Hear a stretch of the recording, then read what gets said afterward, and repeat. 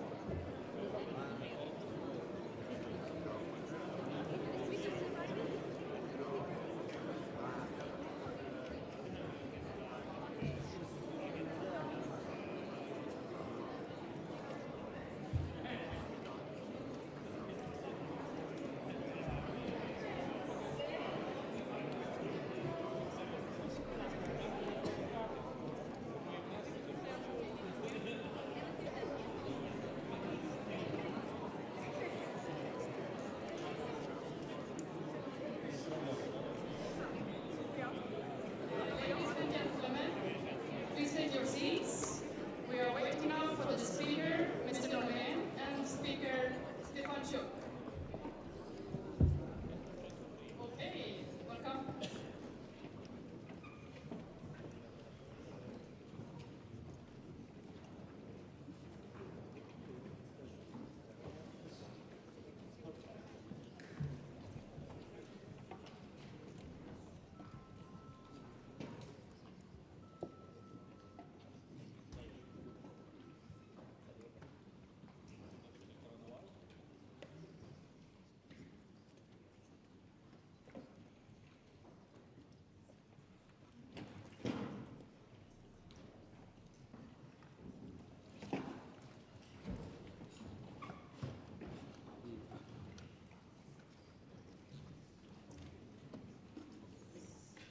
Ladies and gentlemen, please rise for the anthem of Ukraine and Sweden.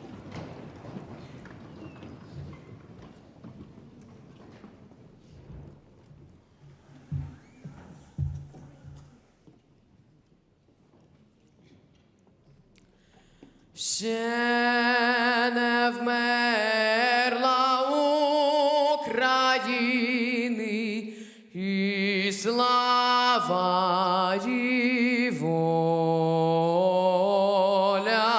Ще нам, браття молоді, усміхнеться доля. Згинуть наші вороженьки, як роса на сонці. Запануєм і ми, браття, у своїй сторонці. Душу й тіло ми положим за нашу свободу і покажем, що ми браття козацького роду. Душу й тіло ми положим за нашу свободу і покажем, що ми браття козацького роду.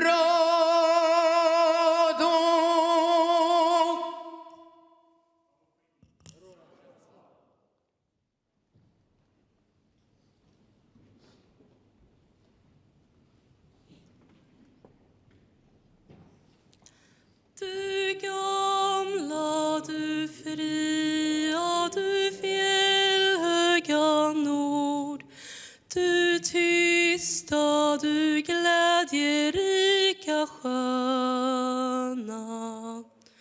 Jag hälsar dig, vänaste land upp på jord. Din sol, din himmel, dina ängder gröna. Du sol, din himmel, dina ängder gröna. Du tronar på minnen från fornstora dagar, då att ditt namn flög över jorden. Jag vet att du är och förblir vad du var. Ja, jag vill leva, jag vill dö i Norden. Ja, jag vill leva, jag vill dö i Norden.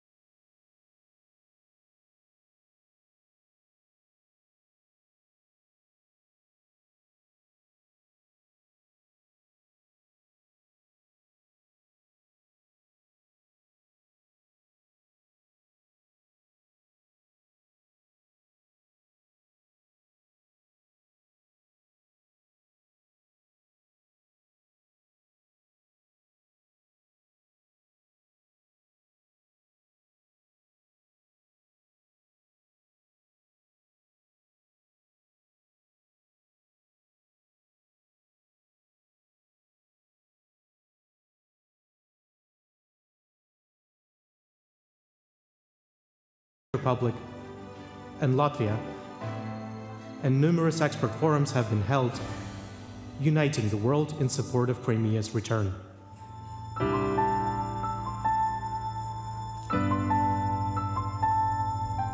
Today, Ukraine and its international partners are working to secure the release of all Ukrainians held in unlawful captivity. These efforts also include protecting the rights of indigenous peoples, including through the international recognition of the 1944 deportation of the Crimean Tatar people as an act of genocide. This year, parliamentarians from across the globe have gathered in Stockholm to reaffirm their unwavering support for Ukraine. Since 2014, Sweden has stood by Ukraine, consistently and principledly. Supporting Ukraine and holding Russia accountable for grave violations of international law remains one of Sweden's top priorities. Today, it is crucial that we continue to stand together, firm and united, against aggression and attempt to redraw borders by force. The purpose is to highlight the consequences of Russia's illegal annexation of Crimea, highlight the policy of non-recognition, and increase pressure on Russia to end its aggression. We have to remember what Crimea is. We must act so that Russia knows we remember, and we will not forgive, and we are fighting for international law and basic human justice and prevail. Europe is at war today because 11 years ago the world turned away from Crimea. That is where it began, and that is where it must end. The return of Crimea will restore justice and the authority of international law.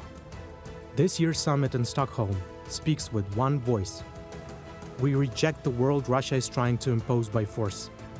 We seek a just peace, and the road to that peace runs through Crimea.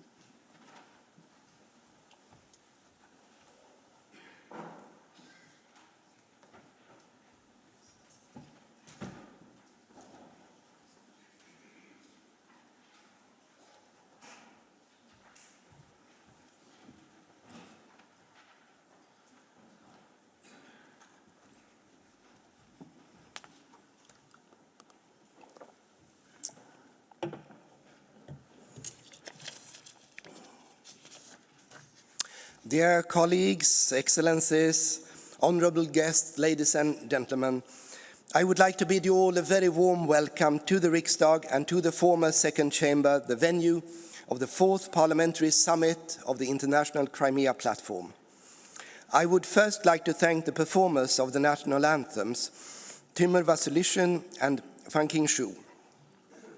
Timur was born in Ukraine and lives in Sweden now, and he has become a powerful voice in support of his homeland and performs every week at the Monday meetings at the square of Norrmalmstorg, not far from here.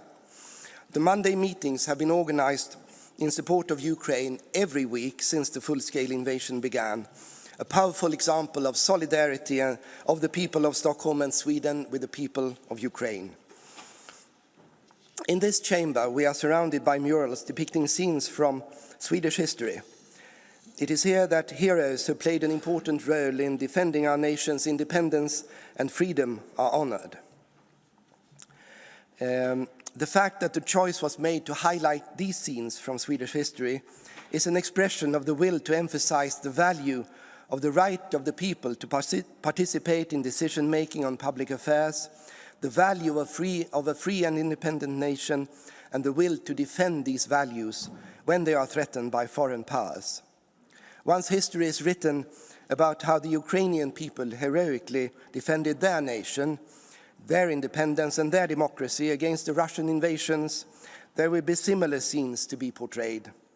For this is what Ukraine's struggle is all about, the right of a people to choose its own destiny. My dear friend Ruslan Stefanchuk, I remember the speech you gave in this chamber in the spring of 2023. Russia's full-scale invasion of Ukraine had been going on for more than a year. It is now in its 4th year. In your speech, you highlighted the role Sweden played more than 3 centuries ago in the Zaporizhian Cossack struggle for an independent Ukraine. When we meet here today to once again express our support for Ukraine's struggle for independence, territorial integrity, and a just and lasting peace, we thus build on historical experiences. The alliance at that time was based on the fact that our countries had common interests. Then as now, there were great powers that wanted to take over new territories. Then as now, leaders in our countries realized that the only way for countries wanting to survive as independent nations is to try and stem the imperial ambitions of the great powers together. Ruslan, I'm so happy to see you here again in the Riksdag today and proud to host this important meeting together with you. I'm also happy that representatives of almost 70 parliaments have joined us today, including those who will participate online. This broad support shows that there are many of us who stand behind Ukraine's struggle for its freedom, its territorial integrity, and its quest for a just and lasting peace. And it shows that many of us recognize the importance of defending the rules-based world order and the principle that one does not attack other countries in order to conquer territory. Another of our speakers today is Ukrainian President Volodymyr Zelensky, who will be with us online. I think we should all be thankful for President Zelensky's outstanding leadership in these trying times. He will go down in history as one of the greatest political leaders of the 21st century. Earlier, I spoke about heroes from our Swedish history. Sometimes it's said that the time of heroes is over, but people usually recognize a hero when they see one, and they see Volodymyr Zelensky for what he is, a true hero. Yes, we live in difficult and uncertain times, but we must not feel a sense of hopelessness. History has taught us that democracy and freedom are ultimately stronger than its enemies, their enemies. Stronger by virtue of moral superiority, but today also clearly stronger in material terms. This has previously proved to be crucial in protracted military showdowns. This is why we gather today to reconfirm solidarity between free and independent nations. We do this in the knowledge that the threat to Ukraine's freedom and territorial integrity is also a threat to our nations. For we are once again living at a time when we need to be constantly prepared to light the beacons. We must not only be prepared to support Ukraine's fight for freedom, we must also be prepared to defend all of Europe against Russian aggression that threatens the territorial integrity of also our nations. Together we are stronger than the enemies of democracy and freedom. Once again, ladies and gentlemen, welcome to the 4th Parliamentary Summit of the International Crimea Platform. Thank you.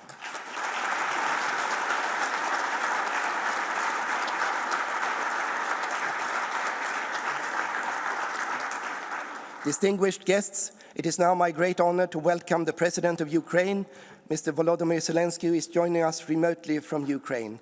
Mr. President, the floor is yours.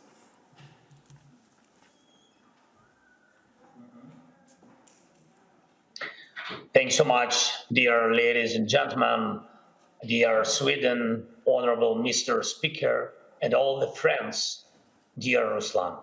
I'm glad that the Ukrainian Crimean Platform and its parliamentary track continues to work and keeps attention on a simple truth. Every nation and every state must be respected, and the core principle that kept Europe peaceful longer than at any other time in its history must be protected. These principles are clear: respect for human life, no changing borders by force, and no spheres of influence, a polite term used to cover the desire to dominate other nations and wage wars of aggression. This is exactly what the Crimean Platform stands for, refusing to accept that launching wars of conquest is normal and refusing to normalize cruelty toward people and nations. Thank you for taking this principled position and for clearly stating that the annexation of Crimea in 2014 was illegal. We all understand the global reality. In a world of hundreds of nations, there are thousands of potential wars, some frozen, of course, some hidden under old deals, some still smoldering. But in most cases, peace is upheld by international law, by conventions, agreements, and the UN Charter. If these principles do not work here in Europe, then where will they work?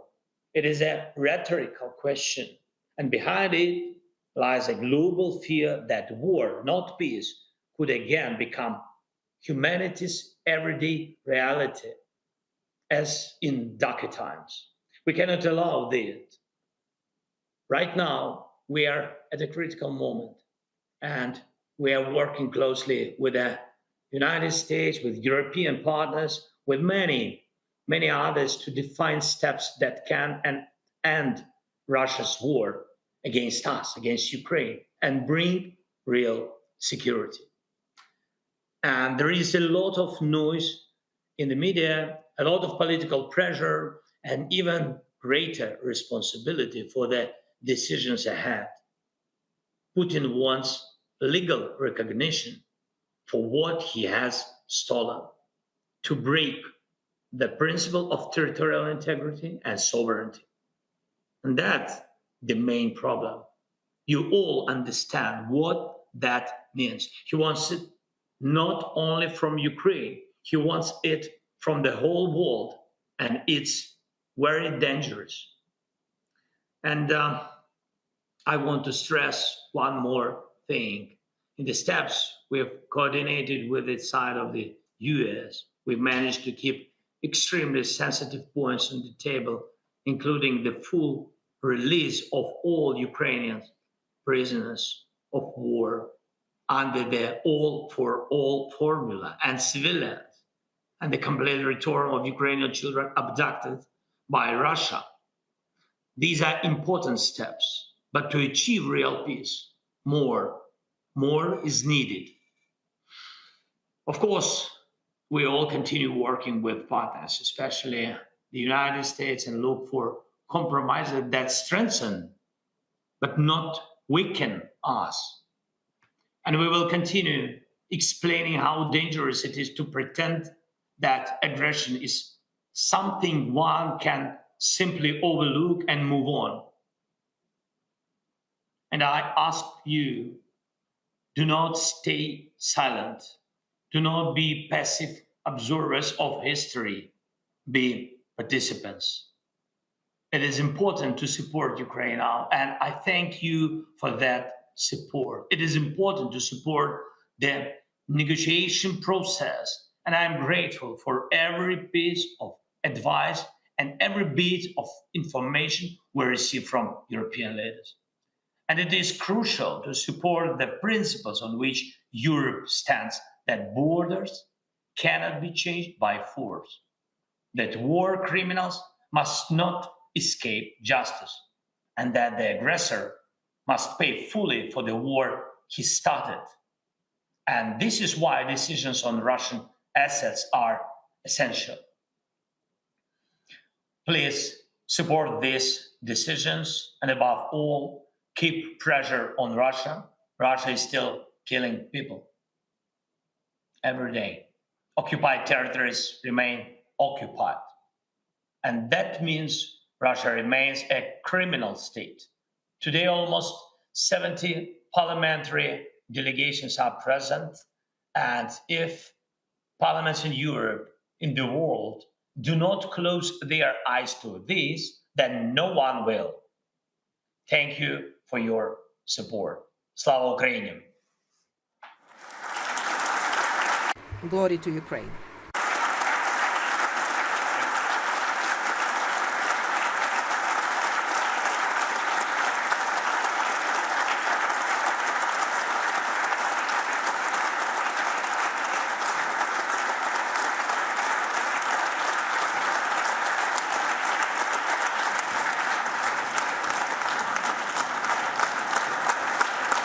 Thank you very much.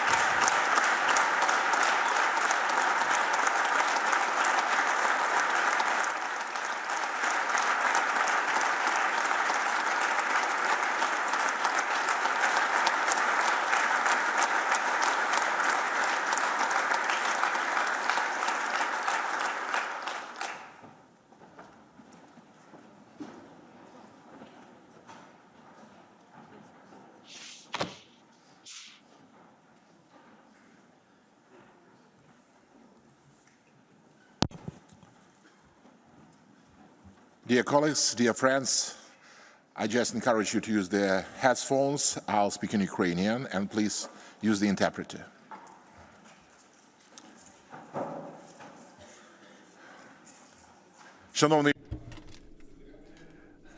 Dear Mr. President Zelensky, dear Andreas, honorable speakers, honorable heads of delegations, honorable Madam Minister, dear friends. First of all, allow me to sincerely thank our Swedish partners and friends for the warmth and hospitality in this cold time of year, as well as for the exceptionally high level of organization of this traditional forum. And I'm particularly grateful to a great friend of Ukraine, Speaker Norlén, for the decision to host this year's 4th Parliamentary Summit of the International Crimea Platform. And I'm pleased to see among the constant participants of our gathering the heads of parliaments of Croatia, Czechia, Latvia, who hosted the 3 previous summits.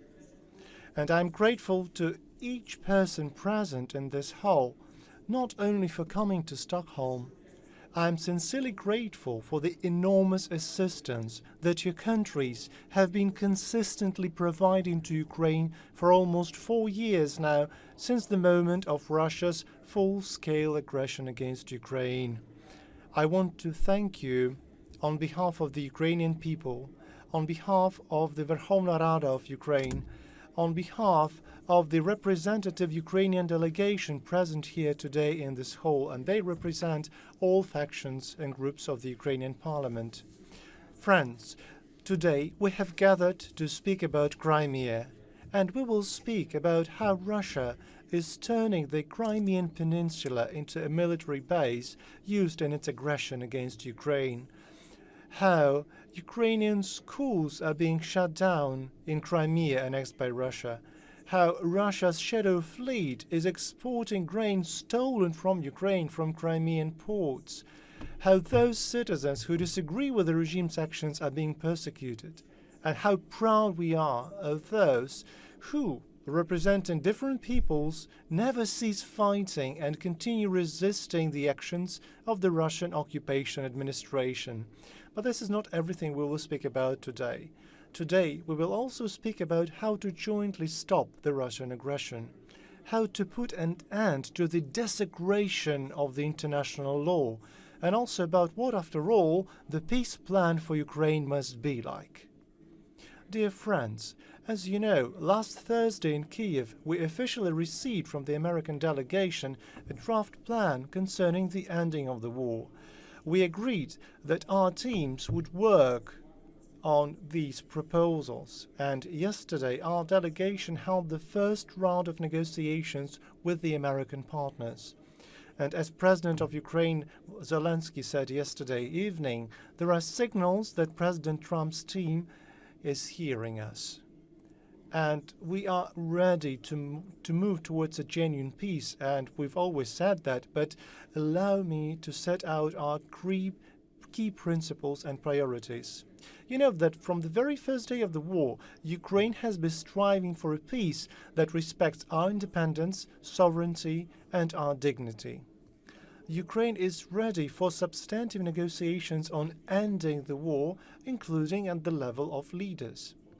At the same time, we must designate the Ukrainian red lines, which no one has the right to cross, neither physically, nor legally, nor morally. No legal recognition of the Russian occupation of Ukrainian territories. No restrictions on Ukraine's defense forces. no veto on Ukraine's right to choose its future alliances. Any genuine peace process must be based on a very clear principle: nothing about Ukraine without Ukraine, and nothing about Europe without Europe. Yes, and we will never renounce our own language, our faith, or our national identity. Yesterday, during a tour of the Riksdag, Speaker Norlén showed me the first constitution in Ukraine, and thus in the world, of the Ukrainian Hetman Pilip Orlek, which was dated, just think about it, to 1710. Dear friends, the presence of this unique Ukrainian document within the walls of the Swedish Riksdag holds deep symbolism and great meaning for me as a lawyer and as a citizen of Ukraine. Because the constitution and the will of one's own people are yet another red line that no one may ever violate. I'm convinced that an important component of a real peace plan, which will inevitably lead to ending the Russian aggression, is strengthening Ukraine's defense capabilities of Ukraine and Europe, reliably protecting Ukraine's skies, and safeguarding critical infrastructure. Therefore, your consolidated and unconditional support for Ukraine as a victim of aggression, dear friends, is an important, if not the key element of a peace plan. We need to move forward in the process of finalizing and providing Ukraine with reliable security guarantees from recognized world democracies, the United Europe and the United States of America. On the other hand, we must maximize sanctions pressure on Russia until Putin is ready to conclude peace. And it would be just to use Russia's frozen assets, because this is the price for aggression, and the price for the lives taken, and the price for the destruction inflicted. We sincerely believe that on the 18th, 19th of December, the Council of the European Union will adopt fair decisions on this matter. Besides, Ukraine's membership in the European Union and NATO must also be elements of both Ukraine's security guarantees and the peace plan. Only under these conditions will Russia retreat, because it will finally understand that it cannot overcome and seize Ukraine as an integrated part of the democratic world. That Ukraine, once and for all, has become part of the world where there is no place for tyranny and where democracy prevails. We sincerely believe that the consolidated strength of our partners can truly bring this peace that we all long for closer to us. And dear friends, we have no right to waste this chance. So I ask each and every one of you to use your own capabilities while working with our partners, the US administration and Congress, the European parliaments and parliaments of other countries of the world, to achieve this result. Dear friends, a decisive moment in our struggle is approaching. The struggle for Ukraine, the struggle for Europe, the struggle for a lasting and just peace. We are under enormous pressure from the enemy, from its deceitful propaganda, under the enormous pressure of fatigue and losses. But friends, let's be honest.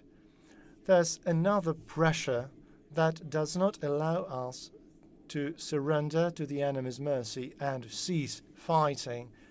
And this pressure is far greater, because this is the pressure of our own conscience. It is the pressure of the memory of all our victims and all our suffering. It is the pressure of responsibility, joint responsibility for the future, and it is the pressure of our dignity. And this pressure will not allow us to retreat. So thank you for your attention, and glory to Ukraine.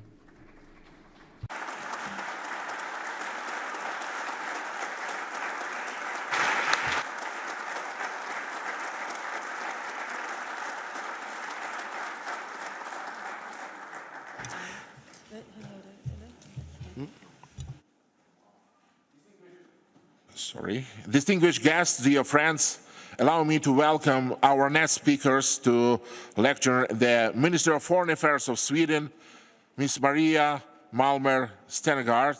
Dear Madam Minister, the floor is yours.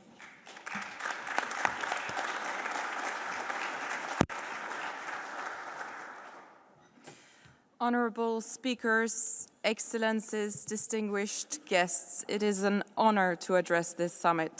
First, let me just say a few words about the intense diplomacy that we've seen in the last couple of days. Ukraine has always shown that it is serious about achieving a just and lasting peace. Russia has not. Ukraine has offered full, unconditional ceasefire. Russia has not. Ukraine has always been ready to negotiate. Russia has not. Since Russia has not changed its position, neither has Sweden nor the EU. Our position remains that to achieve a just and lasting peace, borders cannot be changed by force. There cannot be limitations on Ukraine's armed forces that will invite further Russian aggression. And there cannot be any limitations on the full sovereign rights of the Ukrainian people to choose their own path, which includes the path to EU membership. An agreement that includes those main elements, that truly respects Ukraine's sovereignty and that has the support of its people, such an agreement will also have our support. But as long as the Russian aggression continues, Sweden has a clear two-point plan to strengthen Ukraine and weaken Russia. You can count on our support. Let me also acknowledge that World Children's Day took place last week. That made me think of the many thousands of Ukrainian children that Russia has forcibly taken away from their homes. That maybe made me think of Sashko from Mariupol, who was separated from his mother, never to see her again. That made me think of Yevhen, a father who was detained while his children were sent to Moscow boarding facility. As a mother, I cannot even begin to imagine the horror of taking children away from their homes, putting them into camps, and indoctrinating them. We cannot bring back the children who have already lost their lives in the war, but we can and we must do even more to bring all the deported Ukrainian children home.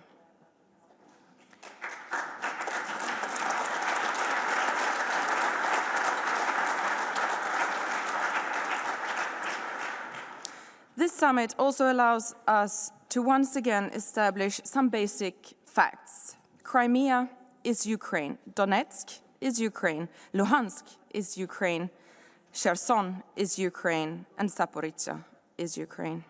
And let me be clear, Sweden will not recognize Russia's illegal annexation of Crimea or any other part of Ukraine's territory. We will not reward aggression. We owe this to the Ukrainian people, especially those in the temporarily occupied territories. We owe this to the women and the men who bravely fight for their freedom and for ours. We owe this to every person in Ukraine and beyond who believes in a world governed by rules rather than force. What we know about life under Russian occupation also shows why our support for free and independent Ukraine must continue. Because in the occupied territories, journalists are silenced, families are separated, children grow up under relentless propaganda. Crimean Tatars face harassment and imprisonment for speaking their language or for practicing their faith. Intimidation, fear, repression, this is life in the occupied territories. Russia's war of aggression causes immense human suffering. Those responsible must be held to account to secure justice for the victims and to deter potential perpetrators in the future. Since 2014, Sweden supports investigations and the documentation of suspected war crimes in Ukraine. We commend the work done by Ukrainian authorities and international mechanisms, including the International Criminal Court, the UN, the OSCE, and civil society organizations. Their efforts are crucial to end impunity. This year, we have seen important landmarks for accountability. In November, a court in Ukraine convicted a Russian soldier for murder and sentenced him to life imprisonment in Ukraine. This was the first ruling of its kind since Russia began its full-scale invasion. The Swedish government also strongly welcomes the progress that has been made towards establishing a special tribunal for the crime of aggression against Ukraine and a claims commission for reparations. They must now begin their work as soon as possible. As Russia's brutal war of aggression enters its fourth winter, I'm urging international partners to help strengthen Ukraine by providing substantial military and civilian support. Last week at the EU Foreign Affairs Council in Brussels, I showed my colleagues a simple graph that showed how the EU's support to Ukraine is still smaller than the collective purchase of Russian oil and gas since the full-scale invasion. This is nothing but a disgrace. This needs to change now. The best way to fund Ukraine's needs now is to move forward with the reparations loan. As the President of the European Commission, Ursula von der Leyen, said in her State of the Union speech earlier this year, and I quote, "This is Russia's war, and Russia should be the one to pay," end quote. Once again, let me assure you, Sweden will continue to stand with Ukraine, with those who uphold international law, and with those who seek a just and lasting peace. Thank you, and Slava Ukraini.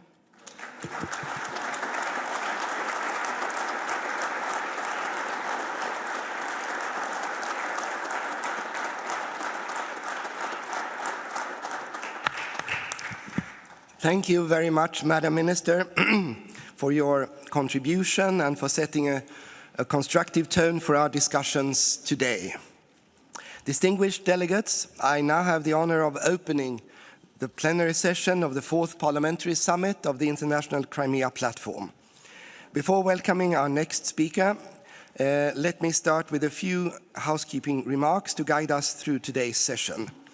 Our session will run until 11 o'clock, when we will take a 30-minute coffee break.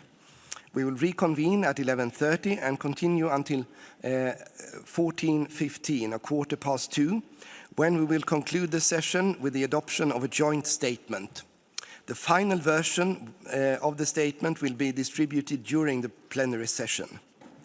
We are delighted to have a substantial list of speakers today. Accordingly, I kindly remind all delegates that speaking time is limited to 3 minutes. And in Sweden, 3 minutes means 3 minutes. That is 180 seconds. I know that in some countries, 3 minutes might mean more, but it does not in Sweden. The order of speakers has been distributed to you. Please note that changes to the list are not possible at this stage. Some speakers have requested to speak earlier in the program due to early departures. We have accommodated this, so there are a few exceptions to the alphabetical speaking order. All statements are made from the lectern, where the microphone is automatically activated when you are given the floor. To ensure that the program runs smoothly, a designated seat has been reserved in the front row for the next speaker. If you are scheduled to speak next, please proceed to this seat. And it is just over there. Our first speaker will be the host of the first parliamentary summit, Mr. Gordan Jandrokovic, the Speaker of the Croatian Sabor. Mr. Jandrokovic will be followed by Jiri Drahos from the Czech Republic. Please, Mr. Jandrokovic, the floor is yours.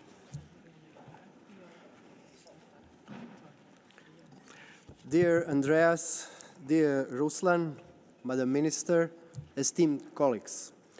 3 years ago in Zagreb, at the first parliamentary summit of the International Crimea Platform, we stood together in affirming Ukraine's sovereignty, independence and territorial integrity, in condemning Russian aggression in the strongest terms. We did the same in Prague and Riga. Today, I thank the Swedish Riksdag and the Verkhovna Rada of Ukraine for gathering us here to reaffirm our dedication to these principles. To stand resolutely for international law so heavily violated by Russia in Ukraine, by suppression, terror and destruction, by temporary occupation and then illegal annexation. The idea that borders can be changed by force is extremely dangerous.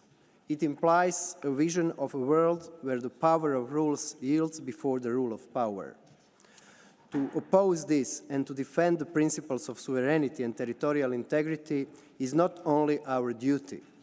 At a critical juncture, it is essential for global security. All the more reason to follow, with extreme attention, the talks regarding the latest US proposal for ending the war.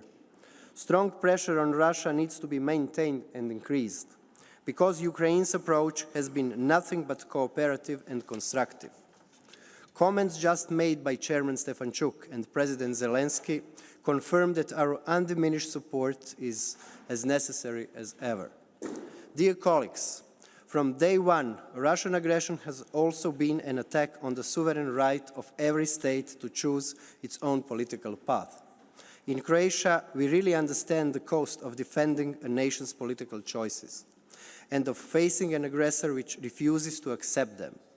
That, too, is why we have stood with Ukraine from the very start, with any means of support that we could provide, political, financial, humanitarian, or military.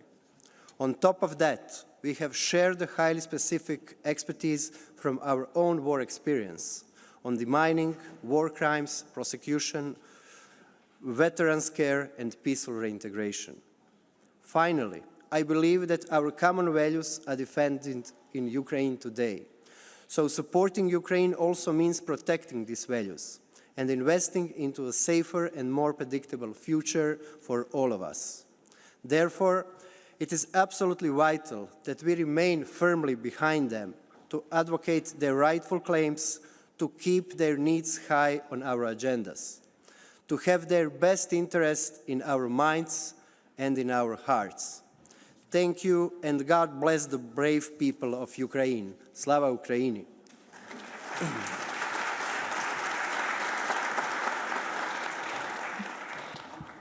Thank you, Mr. Jandrokovic.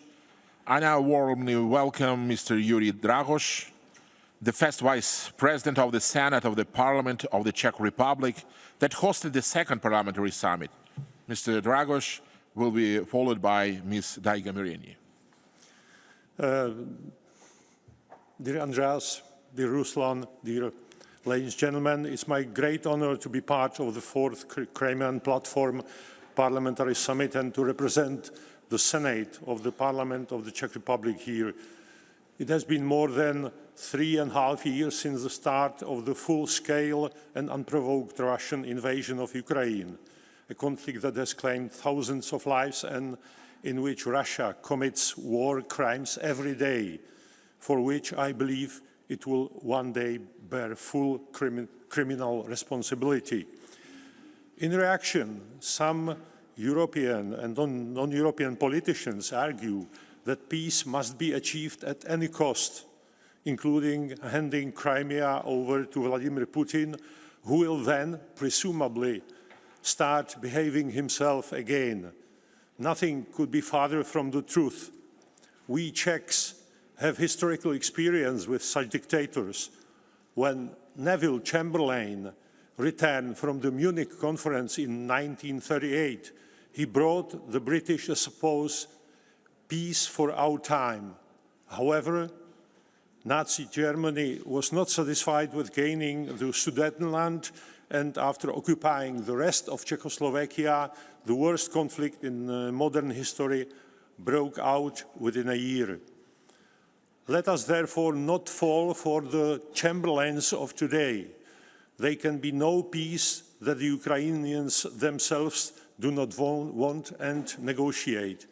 Until then, it's our moral imperative to support this heroic nation to the best of our individual countries' abilities and within the European Union as a whole. Whether this means humanitarian aid to suffering civilians, material support for Ukrainian infrastructure, or, of course, supplies of military equipment. In this regard, we in the Czech Senate will do our utmost to preserve the excellent Czech ammunition initiative. All of this will hopefully contribute to us passing the test of history, a test which our predecessors failed miserably when faced with the threat of Hitler. At that time, they had a choice between shame and war. They chose shame and got war. Let us not repeat the same mistake with another bloody dictator. As our first president, Václav Havel, once said, indifference to others and indifference to the fate of the whole is precisely what opens the door to evil. Thank you and Slava Ukraini.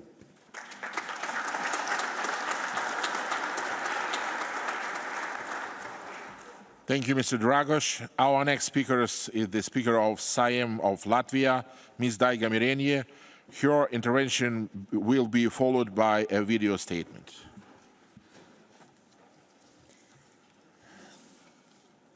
Ļoti cienījamais Ruslan, ļoti cienījamais Andreas.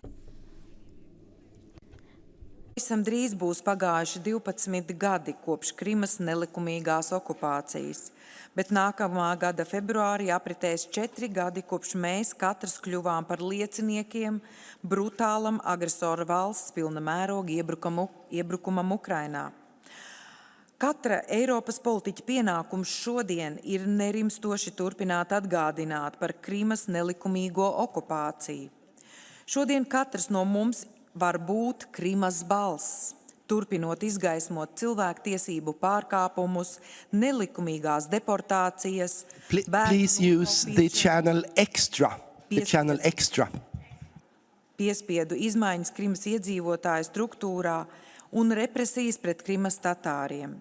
Katrs no mums ir liecinieks nerimstošai vardarbībai un Krimas pussalas militarizācijai. Baltijas valstis padomju okupācijā pavadīja 50 smagus gadus. Tika pielietoti visi instrumenti, lai mēs zaudētu savu valodu, kultūru un identitāti. Padomju okupācijas sekas turpinājām izjust arī šodien. Divvalodība, etniskais naids, dezinformācija un hibrīdkara elementi. Mēs Baltijas valstis ļoti labi apzināmies, cik neparedzamas un bīstams spēj būt agresors. Nemainās arī viņa metodes, tāpēc mēs turpināsim uzstājīgi atgādināt, kā Eiropai, tā arī visai pasaulei, Krievija ir nemainīgs apdraudējums mums visiem. Kam vēl būtu jānotiek, lai mēs Eiropā pilnībā apzinātos situācijas nopietnību? Šis ir brīdis, kur mums īpaši Eiropas parlamentu līderiem ir jāspēj darīt vairāk. Nepieciešams mobilizēt nacionālos parlamentus un valdības, lai atbalsts Ukrainai būtu lielāks un piespiestu agresoru sēsties pie sarunu galda. Ukrainā ikdienas dzīvību zaudē nevainīgi cilvēki.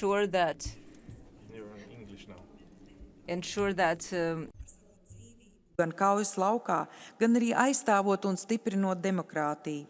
Mēs Eiropā vēl joprojām varam darīt vairāk, un vēl līdz galam mēs neesam izdarījuši arī savu mājas darbu. Krievijas iesaldētie Russia's frozen assets are yet to be channeled into direct support for Ukraine. At the same time, trade with the aggressor state is continuing, and there are still industries and areas where sanctions can be stepped up. And dear colleagues, we need to use all international legal instruments to ensure that Russia and its officials are held accountable for the crimes perpetrated against the people of Ukraine and especially its children. Slava Ukraini.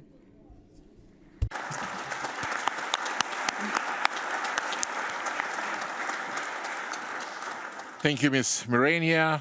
Dear colleagues, we will now see a video message by Mike Johnson, Speaker of the House of Representatives, the United States. Please look on the screen. Good afternoon. This is Speaker of the House, Mike Johnson from Washington. I really wish I could be in Stockholm with you this week, but I'm so grateful to my dear friends, Speaker Andreas Norlén, Speaker Ruslan Stefanchuk, for inviting me to briefly address you today.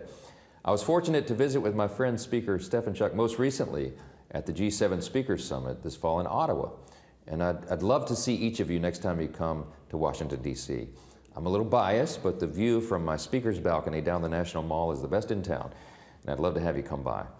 I'm really grateful that 60 parliamentary delegations have gathered to discuss such a topic important as this. Russia's flagrant and devastating attacks on the innocent people of Ukraine are unacceptable, and the principles of territorial integrity and state sovereignty are not up for debate. We're thankful to our allies in Europe, but also across the world, for stepping up their support to Ukraine, including tougher sanctions on Moscow and strengthening energy security through American LNG to free Europe from Russian leverage. Despite the vast physical distance between the U.S. and Ukraine, the Ukrainian people's fight for freedom and survival inspires us all. As a Speaker of the U.S. House of Representatives, we will continue to work together with President Trump, Republican and Democrat leaders in our Congress, and our European allies to help restore peace and prosperity for the Ukrainian people. After ending conflicts across the globe, from the Middle East to the Indo-Pacific to Africa, President Trump has demonstrated that he is determined to end wars and stop the needless bloodshed. We understand that peace cannot be achieved through weakness. Peace is secured through strength. And it is this principle that guides the new American foreign policy under President Trump's leadership. And we're prayerful that these international efforts will bring about a just and lasting peace for our friends in Ukraine. Again, I lament that I cannot join you this weekend in Stockholm in person, but I wish you a productive and fruitful discussion, and I'm grateful for this opportunity to address you. God bless you all.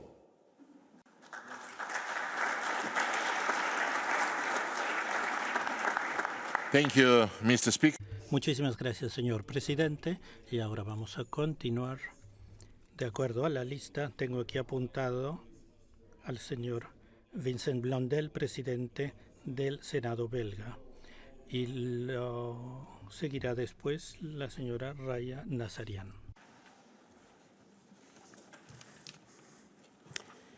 Honored speakers of the Estimados presidentes, estimados invitados, señor presidente, excelencia, distinguidos indicados. Hace 7 meses atrás yo estaba en Kiev con varios de ustedes, incluyendo también Andreas Norlén y el señor Stefanchuk.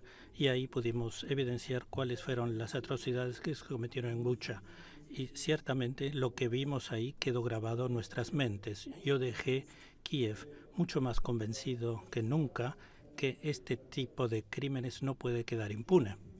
Hace pocos días atrás, la ciudad de Ternopil también sufrió un ataque violento.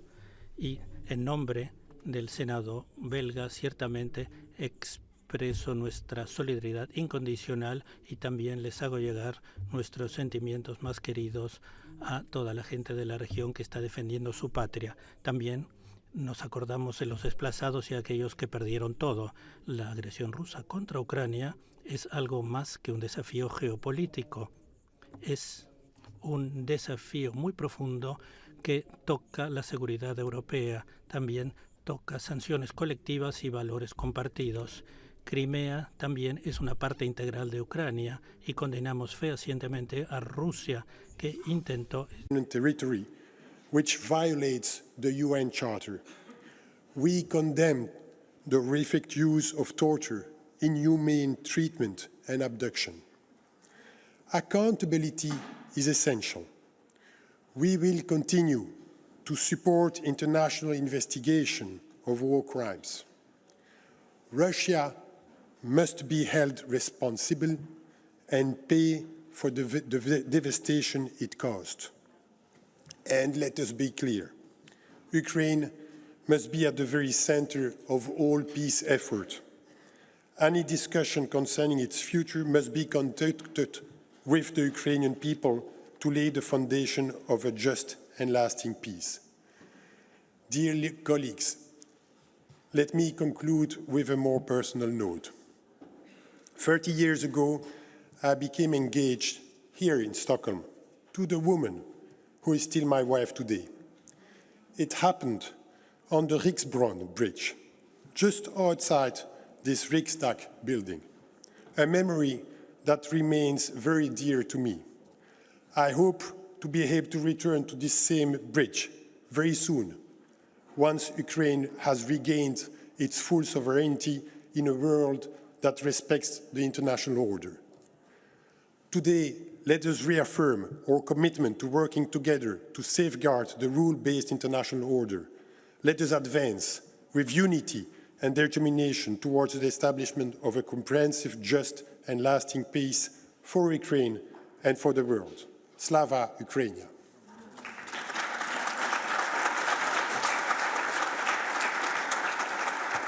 Thank you very much, Mr. Speaker. Our next speaker is Ms. Raya Nazaryan, Speaker of the Bulgarian National Assembly. After her remarks, we will hear from Mr. Lauri Huzar. Please, Ms. Nazaryan, the floor is yours. You have 3 minutes. Thank you.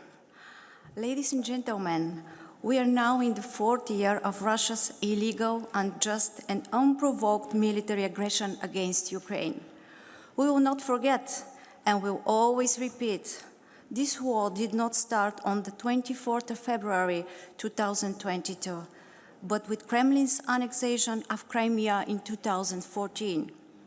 Russia's illegal occupation and annexation of parts of sovereign Ukrainian lands is a violation of international law.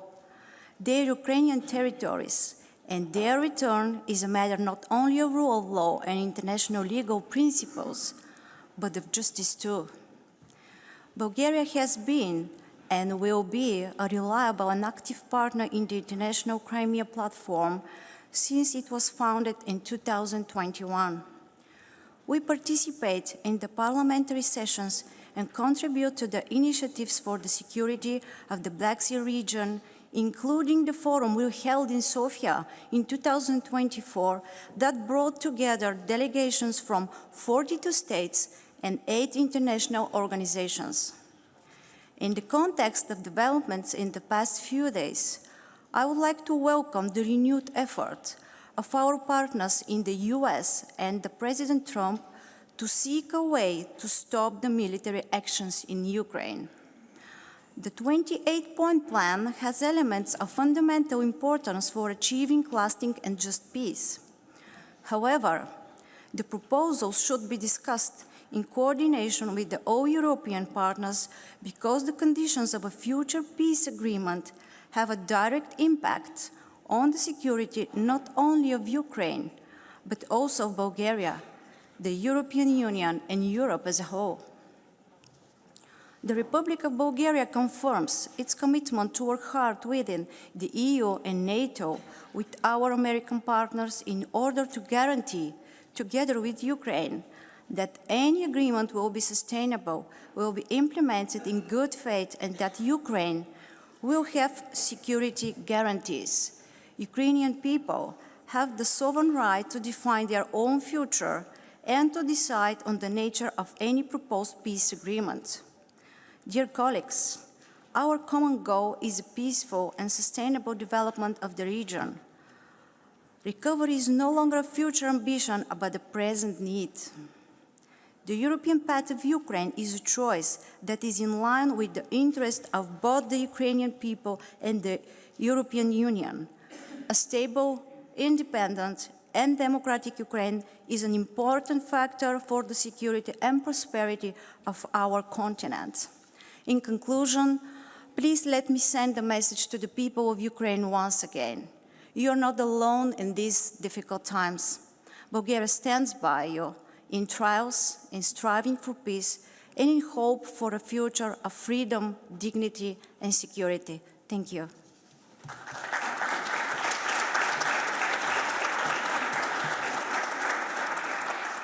Thank you, Madam Speaker. I now invite Mr. Lauri Huzar, President of Estonia, Riigikogu, to deliver his remarks. You have 3 minutes. Next will be Mr.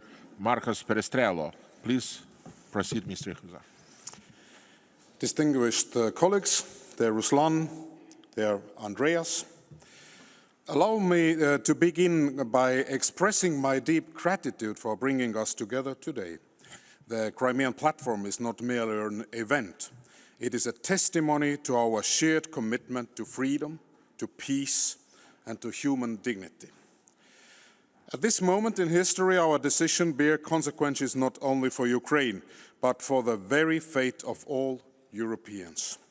Ukraine has continuously shown that it is serious about peace, and President Zelensky remains ready to negotiate. It is crucial that Europe, Ukraine, and the United States work together with the goal of a just and lasting peace. A peace grounded in international law and fully respecting Ukraine's sovereignty, independence, and territorial integrity. Peace cannot be attained by appeasements. History tells us that bowing to aggression does not quiet the storm. It invites the next and even bigger one. Dear colleagues, nothing about Ukraine without Ukraine, and nothing about Europe without Europe. Russia's demands must not be legitimized and under any circumstances. Europe will never recognize claims that extend Russia's influence beyond its borders. And talks must begin with an immediate ceasefire. Any agreement must focus on ending the war, securing Ukraine's future, and providing credible security guarantees backed by the real forces. Ukraine must retain the right to choose its own path, whether towards the European Union or NATO. There must be no impunity for crimes committed. The deported children of Ukraine must be returned home. The aggressor must pay. Frozen Russian assets must become a real instrument of Ukraine's defense, justice, and reconstruction. In the European Union alone, these assets exceed 200 billion euros. Let's start using them. Dear colleagues, Russia's war of aggression and the peace that follows will shape Europe's security architecture for generations to come. Let Europe stand united and resolute, ensuring that peace honors Ukraine's courage and rests upon justice, law, and lasting security. If territories can be gained and borders changed by force, no one is secure.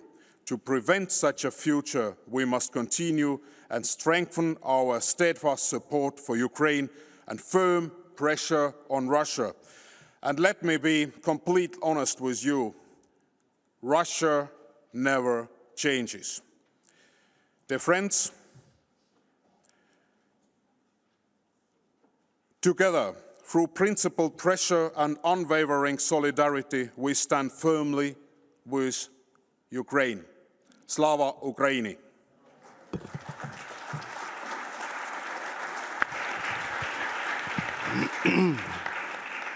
Thank you. I now give the floor to Mr. Marcos Prestrello, President of the NATO Parliamentary Assembly and Deputy Speaker of the Portuguese Assembleia. After his remarks, we will hear from Mr. Jussi Halla-aho.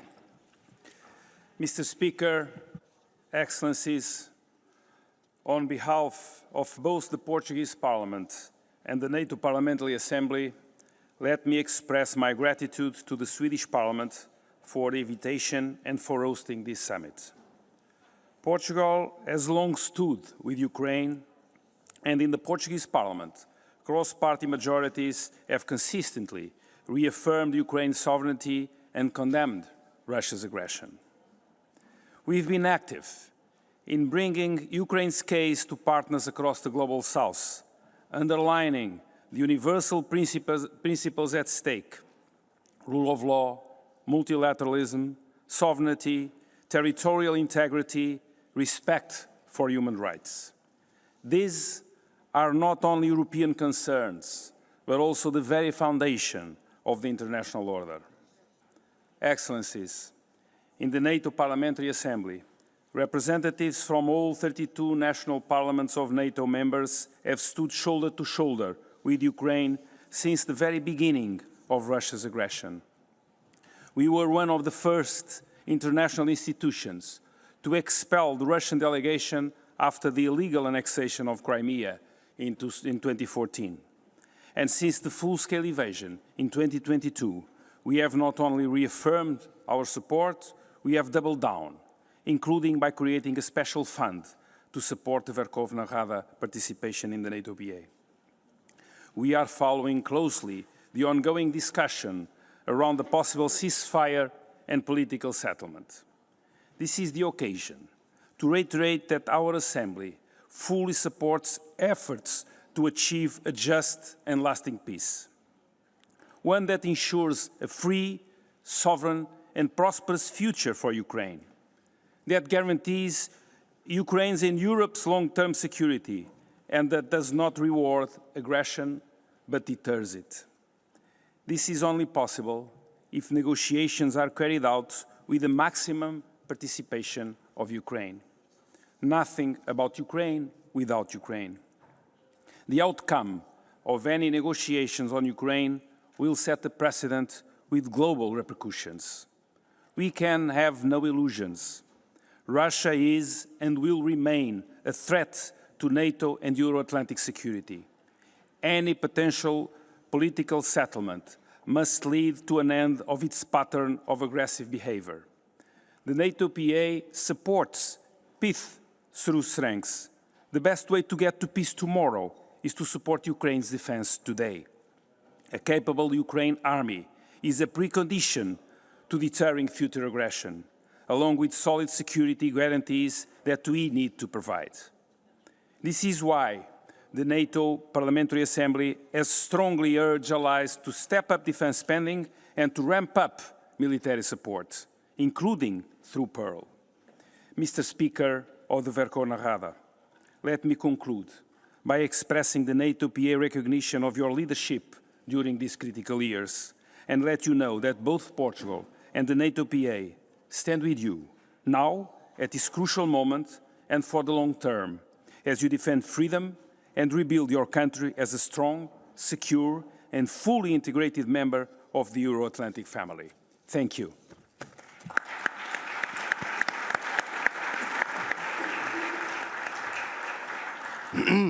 Thank you. Our next speaker is Mr. Jussi Halla-aho, Speaker of the Eduskunta of Finland. Afterwards, we will hear from Ms. Julia Klöckner. The floor is yours, Mr. Speaker.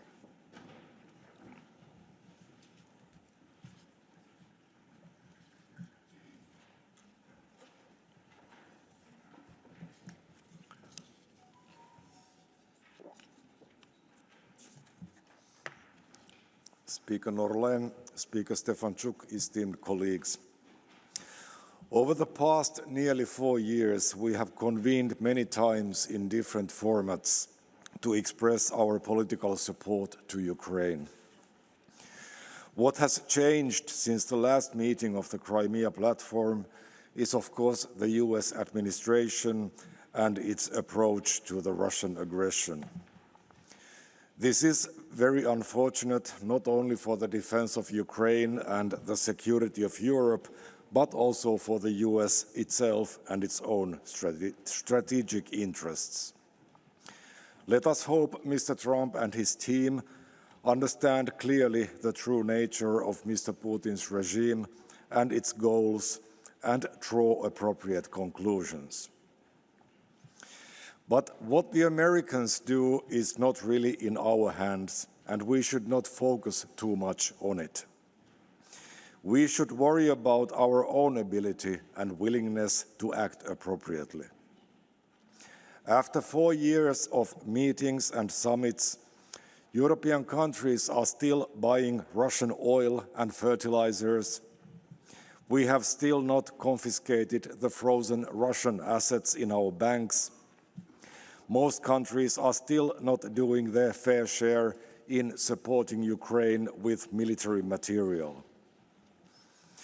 Russia poses a long-term strategic threat to Europe as a whole and to the entire world order. If Russia is not stopped in Ukraine, it will only become more dangerous for everyone else. A Russian success in Ukraine would also send a very dangerous message to every other rogue state in the world that aggression is rewarded. Therefore, big talk is not enough. We need bigger contributions, especially from big and wealthy countries, and also from those countries that are further away from Russian borders. We often say that the Ukrainians are fighting for all of us. If we really think so, then all of us should act accordingly and make helping the Ukrainians our highest priority. If we wish to be taken seriously by the Russians and the Americans, we must take more responsibility and make ourselves more relevant. Thank you, Speaker Norlén. Thank you, Mr. Stefanchuk.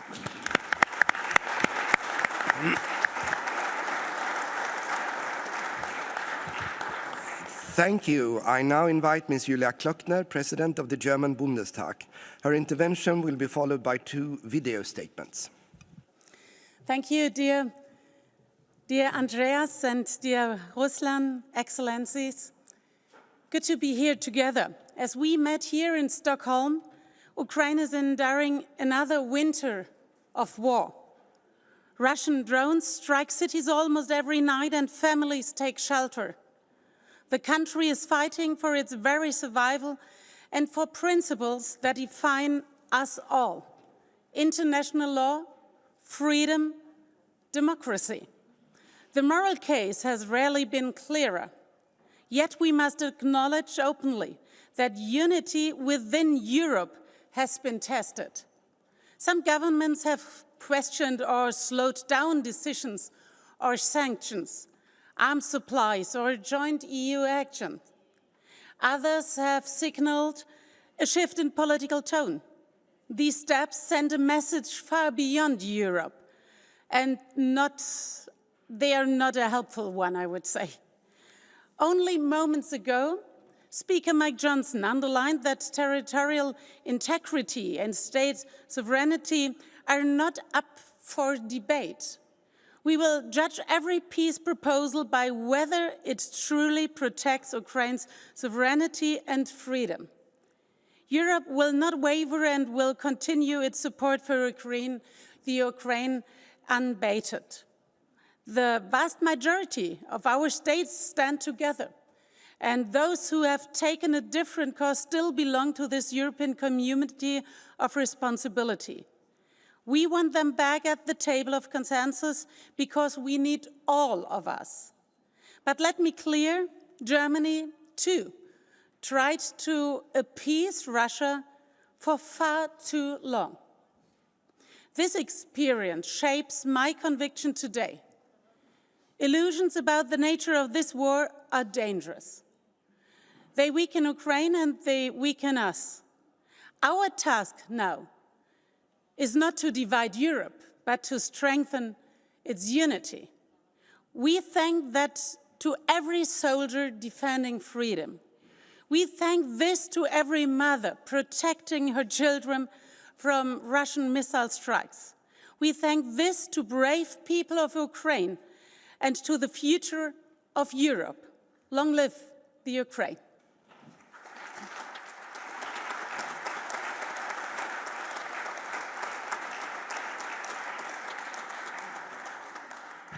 Thank you.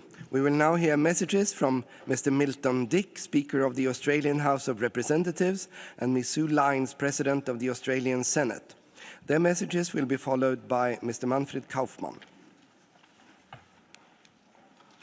Australia strongly supports Ukraine's sovereignty, territorial integrity, and the right to defend itself against Russia's unprovoked illegal and immoral invasion. Russia's attempted annexation of Crimea since 2014 and now its full-scale invasion of Ukraine shows Russia's total disregard for international law and the UN Charter. Russia must immediately, completely and unconditionally withdraw its forces from within the international recognised borders of Ukraine, including the Crimean Peninsula. Australia and Ukraine will continue to stand shoulder to shoulder. We believe that all countries are better off in a world where international rules are clear, mutually agreed and consistently followed. Russia's aggression has serious implications for security in both the Euro-Atlantic and our own region here in the Indo-Pacific. I want to thank Sweden for hosting the 4th Parliamentary Summit on the Crimea Platform. Today's summit in Stockholm sends a strong signal of support to Ukraine and defiance to Russia. The international community reaffirms our duty to uphold the fundamental rights of sovereignty and territorial integrity. Australia has proudly committed over $1.3 billion of military, energy and humanitarian assistance to Ukraine since Russia's full-scale invasion in 2022. We are proud to be the largest non-NATO contributor of military support to Ukraine, and Australia has imposed over 1,600 targeted financial sanctions on persons and entities who support Russia's war. We've also implemented the G7 price caps on Russian oil and refined petroleum products, and we've imposed trade bans that have contributed to the reduction of our two-way trade with Russia to negligible levels. Australia will continue working with partners to press Russia for a just and lasting peace in Ukraine and security and stability across Europe. And we must demonstrate that in the face of unprovoked aggression, the international community will band together to ensure the cost of violence always is outweighed by the benefits of peace. This is our duty. Thank you, and Slava Ukraine. Distinguished delegates and esteemed colleagues, as President of the Senate of the Commonwealth of Australia, it is my great honour to address the 4th Parliamentary Summit of the International Crimea Platform.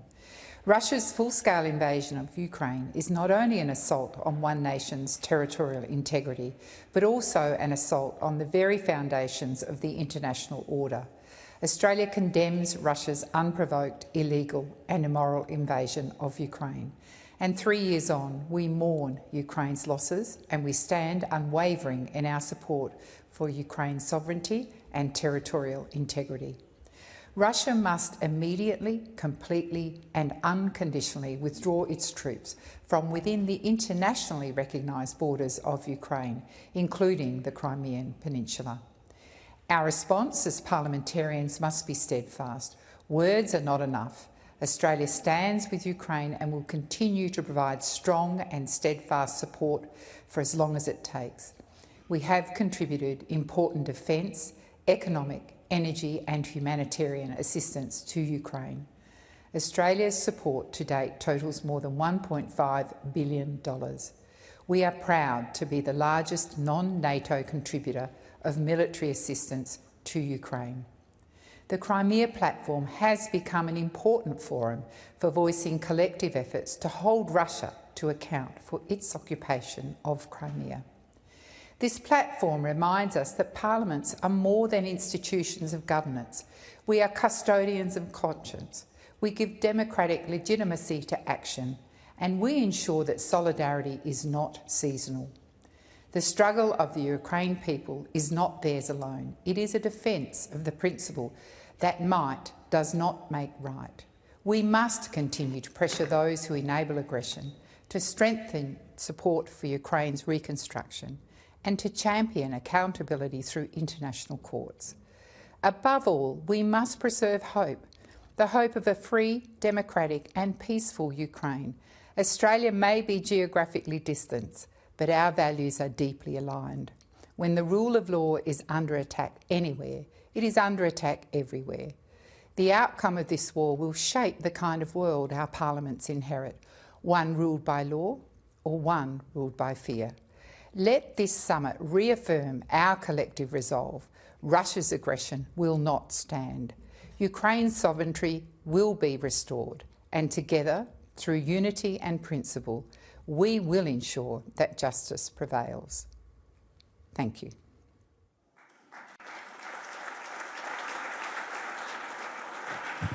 We thank our colleagues in Australia for their messages, and I now invite Mr. Manfred Kaufmann, President of the Landtag of Liechtenstein, to the lectern. Afterwards, we will hear from Ms. Maja Rienecker. Please, Mr. Speaker, the 3 minutes are yours. Honourable speakers, excellencies, dear guests. First of all, I would like to express my gratitude to Ukraine and Sweden for convening the 4th Parliamentary Summit of the International Crimea Platform, which is taking place at a crucial moment for Ukraine. Unfortunately, the unjustified aggression of the Russian Federation against Ukraine is still ongoing. Russia continues to commit grave violations of international law on a massive scale, particularly targeting civilians and civilian infrastructure. This is absolutely unacceptable. Excellencies, I would like to use this opportunity to reaffirm Liechtenstein's unwavering support for Ukraine, both politically and in humanitarian matters. Furthermore, Liechtenstein has autonomously implemented all EU sanctions against Russia and Belarus in response to the illegal war of aggression against Ukraine. Liechtenstein has consistently condemned the illegal annexation of Crimea and other unlawful occupied regions of Ukraine. These annexations are contrary to international law, and Liechtenstein will not recognize them. Our commitment is to the principles of sovereignty and territorial integrity remains steadfast.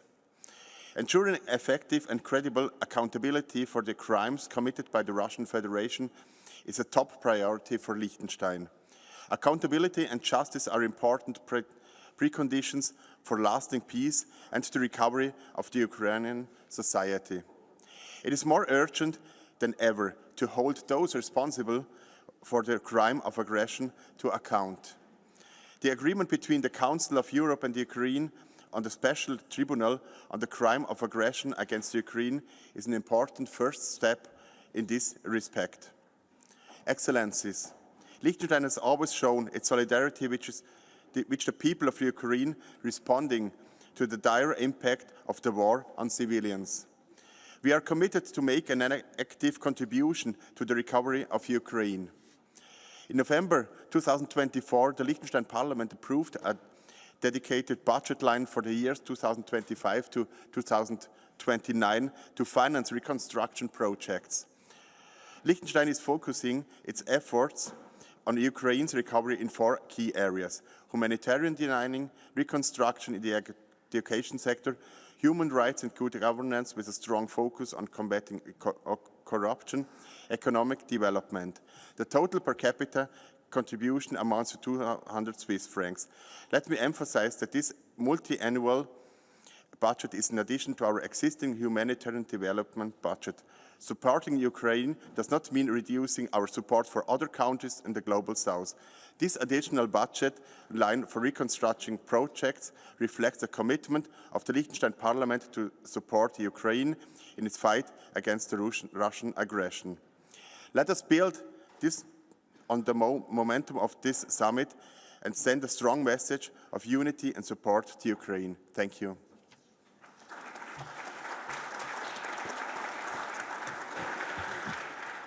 Thank you. I now give the floor to Ms. Maja Riniker, President of the Swiss National Council, who will be followed by Mr. Andrea Caroni. Please, Madam President, the floor is yours. Mr. Speaker Norlén, Mr. Chairman Stefanchuk, Excellencies. First, I thank you for the excellent organization of this important summit and for the valuable contributions. As President of the National Council of Switzerland, I had the opportunity this year to visit Ukraine, Sweden, Finland and other European countries. Such encounters are more than symbolic gestures. They are essential to better understand how Russia's war against Ukraine has affected the European security across our continent. In Ukraine, in July, I met people whose daily lives are marked by hardship, but I was deeply impressed by their extraordinary resilience. Here in Sweden, I witnessed how Russia's aggression on Ukraine and the changed security landscape in Europe have led to a profound shift in national priorities. More than 11 years have passed since Russia's illegal annexion of Crimea. For almost 4 years now, Russia has been attacking the whole of Ukraine in blatant violation of international law. Switzerland has consistently expressed its position. We call on Russia to fully respect international law and to recognize and respect Ukraine's sovereignty and territorial integrity. It goes without saying that a comprehensive, just and lasting peace in Ukraine must be based on the UN chapter, and there will be no peace in Ukraine without Ukraine at the negotiation table. Switzerland is happy to provide its good offices. Please allow me to raise another topic that is dear to me. And let me say this not only as a political, but also as a mother. I'm deeply moved by the fate of the Ukrainian children who have been unlawfully deported by Russia. These children were taken from their homes, from their families, and their communities. The abduction of children is not only a grave injustice, it is crime against the future of a nation. I want to underline that the Swiss National Council has adopted a motion calling for our country to join the international coalition for the return of the Ukrainian children. My dear colleagues, the people of Ukraine are paying a heavy price for defending principles that matter to all of us. As parliamentarians, it is our responsibility to remain engaged through our interactions, through our parliamentary work, and by shaping the policies of our respective countries, we can give concrete expression to our solidarity. Thank you very much.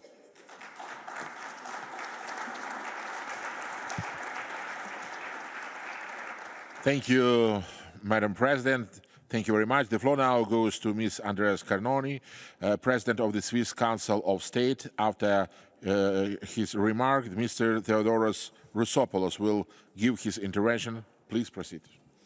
Mr. Speaker, Mr. Chairman, dear colleagues, we cannot choose our neighbours, neither as individuals nor as countries. And Switzerland has been fortunate in this regard, and so have I personally, because by coincidence, my neighbour at home in Switzerland is a Swiss entrepreneur whose company builds prefabricated wooden houses in Ukraine. And these are real, tangible homes for families who've lost their own. More than 100 are already standing, and Ukrainian craftsmen trained in Switzerland are continuing this work locally. And seeing new walls rise while the threat of drones and missiles still hangs in the air is a reminder of how courage and reconstruction go hand in hand. This is one of many initiatives that symbolize what Switzerland is doing in Ukraine. Private sector involvement for us is a key instrument. Even during war, rebuilding lives is possible and necessary. And it is a fil rouge of Switzerland's engagement, strengthening Ukraine's resilience today while supporting recovery and the pursuit of peace. And our commitment is continuous, and words are followed by action. Switzerland will provide 1.5 billion euros between 25 and 27, and a total of over 5 billion until 36, supporting reconstruction, humanitarian assistance, and efforts such as demining. A central pillar of our engagement, as I've mentioned, is the mobilization of the private sector, and this commitment brings innovation, it brings expertise, it brings quality and employment, and it strengthens Ukraine's economic resilience. If I may highlight another concrete contribution, in 2023 a large-scale school recovery initiative was launched. More than 90 school shelters now allow around 17,000 school children to continue their education in safety, and for them a protected classroom means continuity, protection and hope.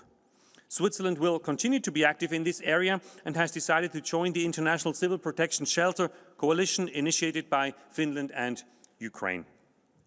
Ladies and gentlemen, our responsibility begins with the present, with a war that continues to destroy lives, but responsibility also looks ahead to just peace, to lasting recovery, a future grounded in people's security and resilience. And Switzerland will stand with Ukraine, just as all of us will stand with Ukraine.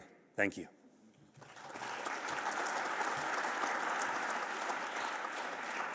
Thank you, Mr. President. Now I invite Mr. Theodoros Rousopoulos, President of the Parliamentary Assembly of the Council of Europe. His intervention will be followed by 2 video messages.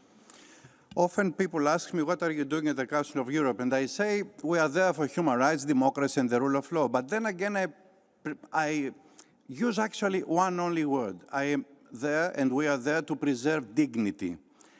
Dear guests, dear colleagues, a few days ago, President Zelensky spoke of the hardest dilemma, the choice between preserving dignity and risking the loss of a powerful ally.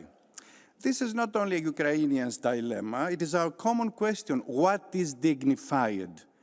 And let me go back to history 25 centuries ago. Some weeks ago, I was here in Stockholm and I said the same story, which I'm going to repeat today. It was a dialogue between the Athenians and the Melians, people who were living in the island of Milos. The Athenians wanted to conquer Milos, and the Melians said, but this is injustice. Why? And the Athenians replied, just because we are more powerful than you. And this is a very relevant issue of what we're doing today. Although the island fell, their answer became a moral compass across centuries. Ukraine, dear colleagues, today do not stand alone. It is not isolated, but surrounded by nations that recognize that dignity is not a poetic ornament. It is the core of the international order. It is what tells us that borders cannot be erased and that people cannot be uprooted. Some may say it is easy for you, dear Theodoros, it is easy for us being thousands of kilometers away from Ukraine to speak like this and talk and invoke dignity, while an entire nation suffers the daily reality of war. But that is exactly why we must continue supporting Ukraine, and that is exactly why we must persuade the Americans, the American friends, that Russia will not stop even if it gets what it wants today, as Russia didn't stop when she got Crimea. It will not end with the rest Ukrainian territories seized through aggression. The Parliamentary Assembly of the Council of Europe, dear colleagues, which I have the honor to lead, was the first international body to exclude the Russians. It was the first international body to propose an international tribunal. And last year, while I was talking to this forum, I said that many laughed at us. And now, President Zelensky came to Strasbourg and he signed the treaty, and a lot of states, and I want to thank all of them who had supported this initiative of the Council of Europe, had already signed for the International Tribunal. We were the first to launch the registry of damage, and it was something that nobody believed. Now we have already 160,000 document claims. When we began the effort to return the abducted children, nobody could imagine that today we would have already 1,600 children already home. Much remains to be done, dear colleagues, but the essential point is this. We must not allow the provocation made by an authoritarian leader to pass as if nothing has happened. Because if that happens, it will not be only Ukrainians facing the dilemma of dignity, it will be the entire thinking, civilized world. Thank you.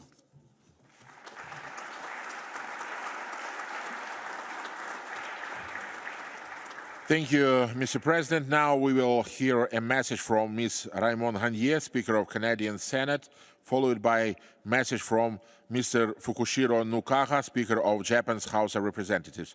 Ms. Tuli Axon will speak following the video statements.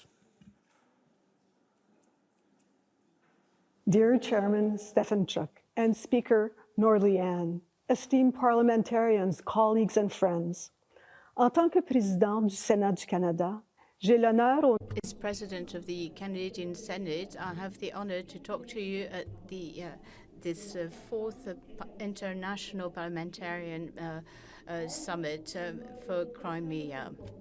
In person, I trust that the message from the Parliament of Canada will reaffirm our commitment to Ukraine's sovereignty, democracy, and the rule of law. We have witnessed extraordinary courage, determination, and heroism from the Ukrainian people and leaders as they confront Russia's unprovoked and unjustified attacks on Ukraine's territorial integrity and sovereignty. Canada unequivocally condemns Russia's illegal annexation of Crimea in 2014, as well as its full-scale invasion of Ukraine in February 2022.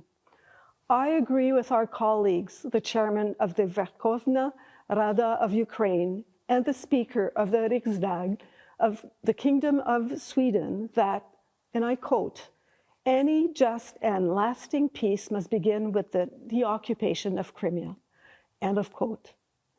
Along with the Speaker of the House of Commons, I had the honor of welcoming Chairman Stefanchuk to Canada last September, when we met on the margins of the meeting of the Speakers of the lower houses of the G7 in Ottawa.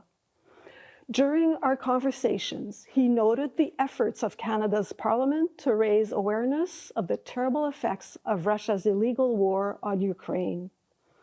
Among these efforts was a motion adopted by the Senate of Canada in June 2025, condemning, and I quote, all Russian attacks on and interference in the lives of Ukrainian children, end of quote.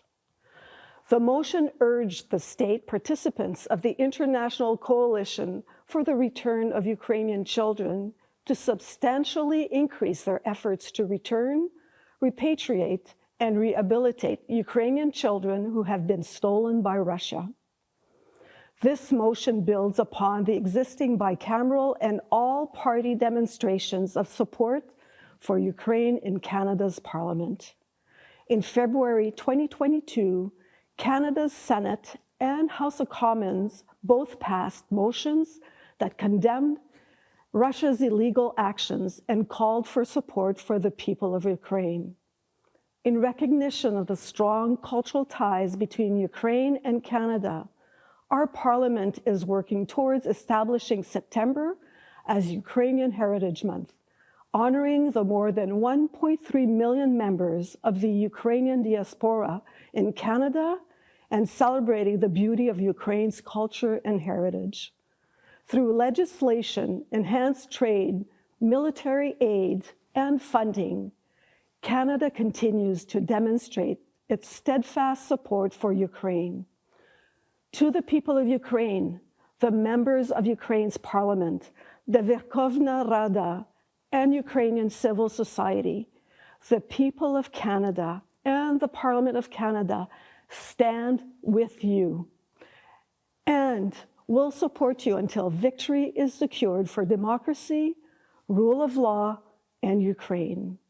Le Canada est avec l'Ukraine, et je vous remercie. Thank you. Canada stands with Ukraine, and I thank you.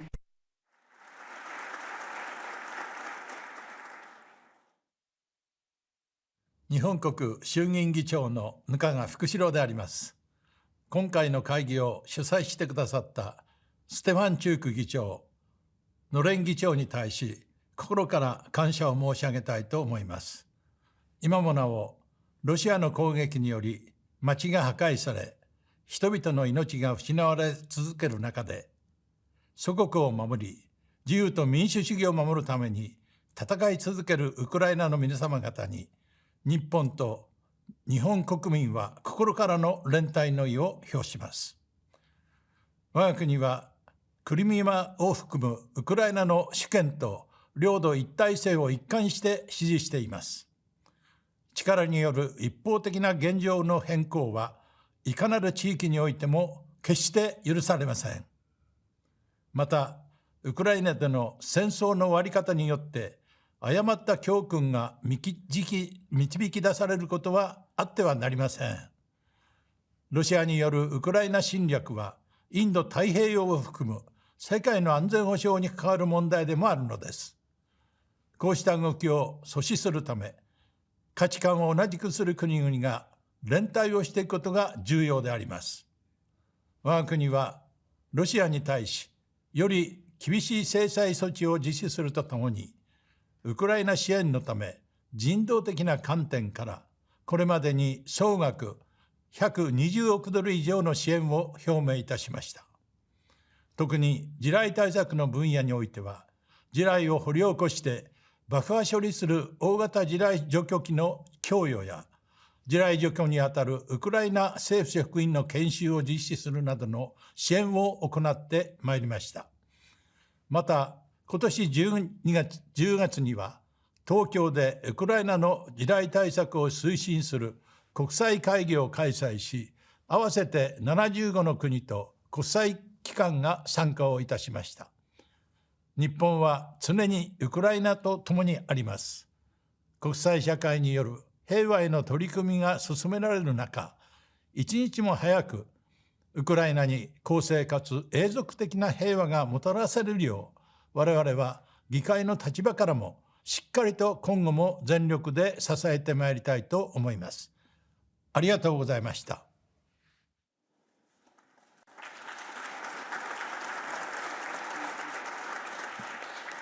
Thank you. Our next speaker is Ms. Tulia Axon, President of Interparliamentary Union.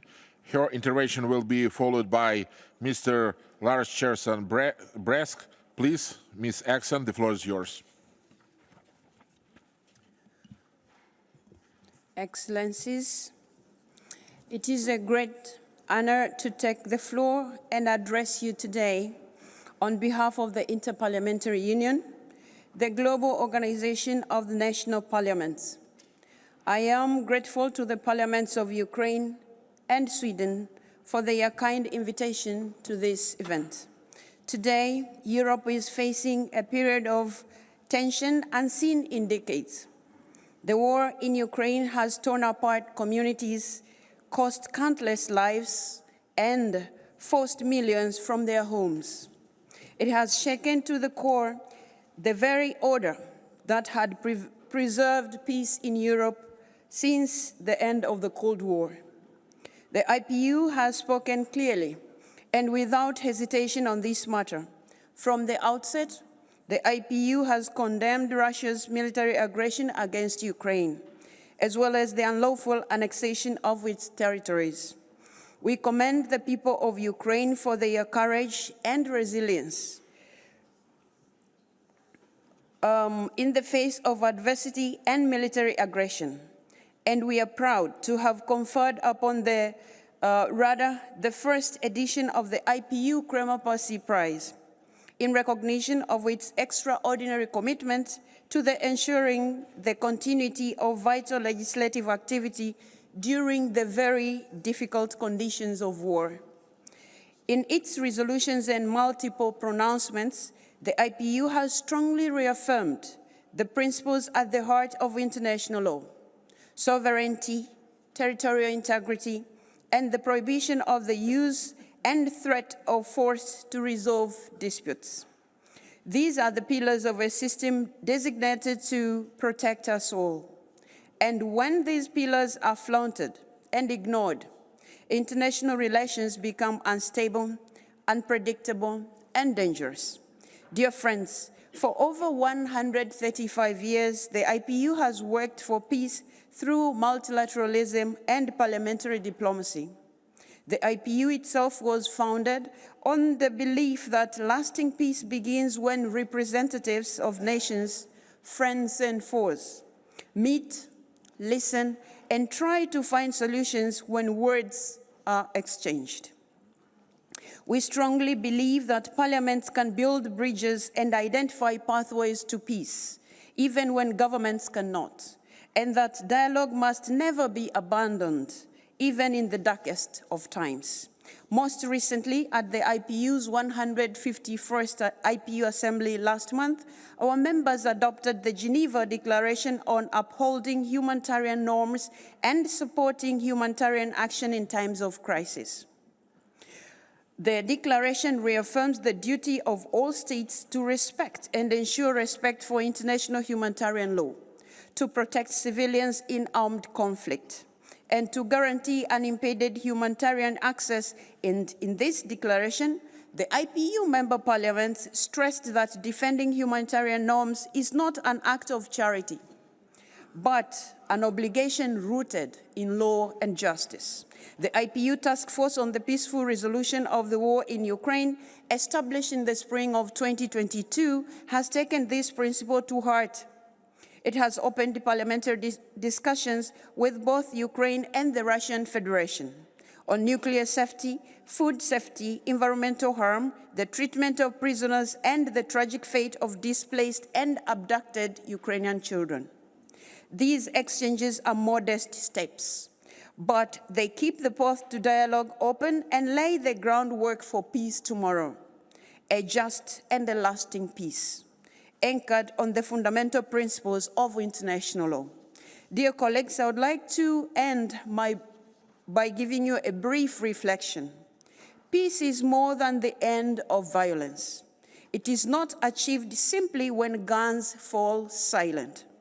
True peace demands a foundation built on human security, on societies where every individual can live in dignity, free from fear and injustice, on communities that give each person a chance to thrive. Lasting peace also rests on a simple truth. No nation can be secure in isolation. The well-being of one depends on the well-being of all. That is why common security is another concept we have embraced, based on the notion that security of one country does not come at the expense of the other.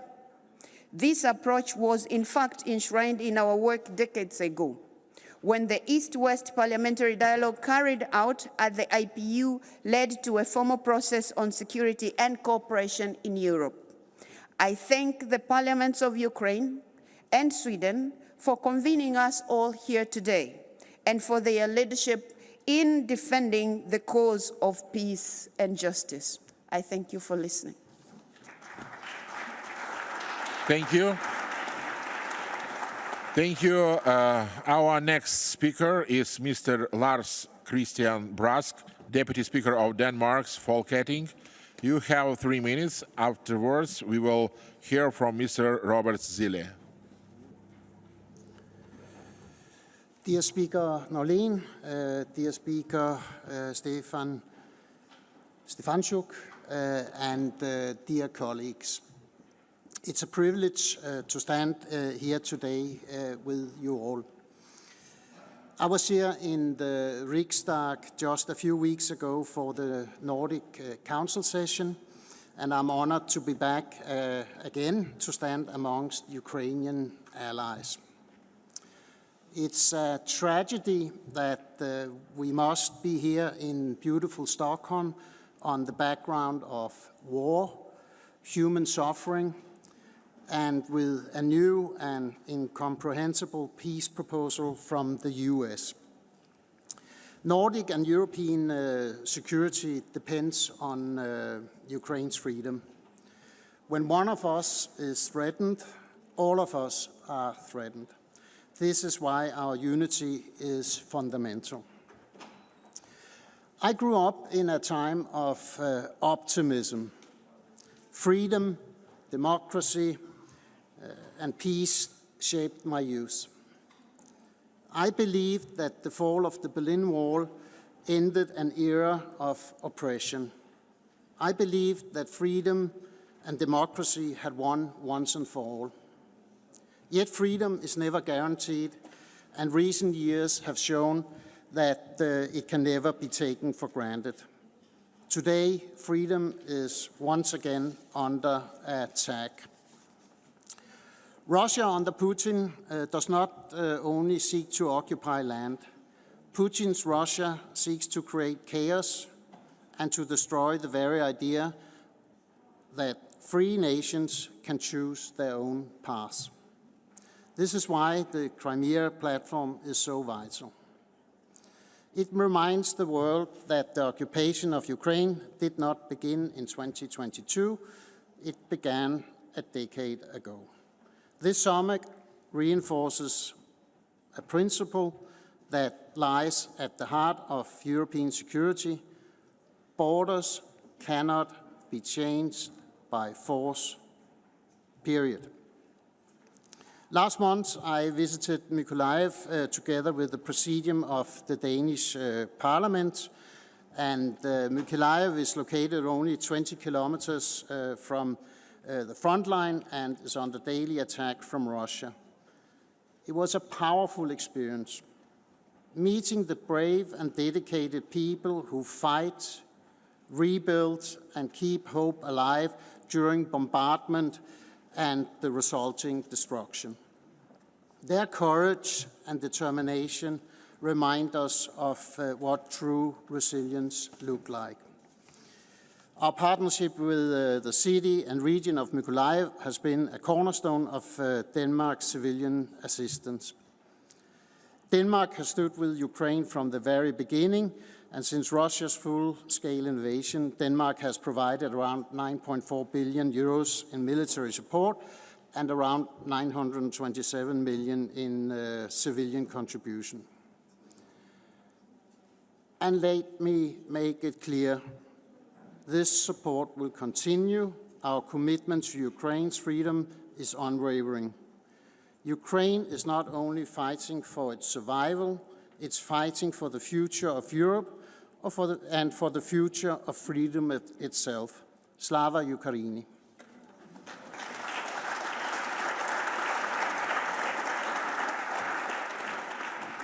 Thank you. The next speaker is Mr. Robert Zile, Vice President of the European Parliament. After his intervention, we will adjourn for 30 minutes coffee break. Please, Mr. Zile, you have the floor. Thank you, President, and distinguished speakers, President's guests. It's an honor for me to represent here European Parliament and its President Roberto Metsola at this crucial parliamentary summit of International Crimea Platform. And I would like to particularly thank Speaker of Riksdag Andreas Norlén and Chairman of Verkhovna Rada Ruslan Stefanchuk for welcoming all us today. The fourth summit here in Stockholm reminds us that the issue of Crimea, Ukraine remains central to international peace and justice. This act remains a blatant violation of international law, the UN Charter, and Ukraine's territorial integrity. An important milestone was reached by the Crimea Platform in September this year. On behalf of the European Parliament, I warmly welcome the adoption of New York Declaration at the fifth summit of International Crimea Platform on the margins of a United Nations General Assembly. When speaking about Crimea and Ukraine, it's also crucial to remember that it's not only about geopolitics or territorial borders. It's also about people. It's also about hundreds of Crimean political prisoners. It's about thousands of Ukrainian war prisoners and thousands of children and civilians forcibly brought to Russia. Dear colleagues, we must ensure predictable and stable financing for Ukraine, further to our billions euros to grants and loans that you all has provided so far. I hope that you member states will swiftly find the solutions, taking into consideration also the proposed Ukraine reparation loan linked to immobilized Russian assets. The European Parliament also remains fully committed to Ukraine-EU accession path. The European Parliament supports and urges the opening of the fundamentals cluster to advance the accession negotiations. Dear colleagues, last week brought to Ukraine and also for all of us extremely challenging moment. I will quote a sentence what President Zelensky said to his citizens a few days ago. We will do and we must do everything to end the war, but not to end Ukraine, and not to end Europe, and not to end the global peace. End of the quote. You cannot create a peace if agreement is based on violation of international rules, if you destroy architecture of the world is based on rules, rights of people and nations. Coming back to the purpose of our meeting today, I want to urge our colleagues here to keep Crimea firmly on your agenda. It's not just a topic of discussions, but also as continuing priority for actions. Thank you. Крим – це Україна, Україна – це Європа. Слава Україні!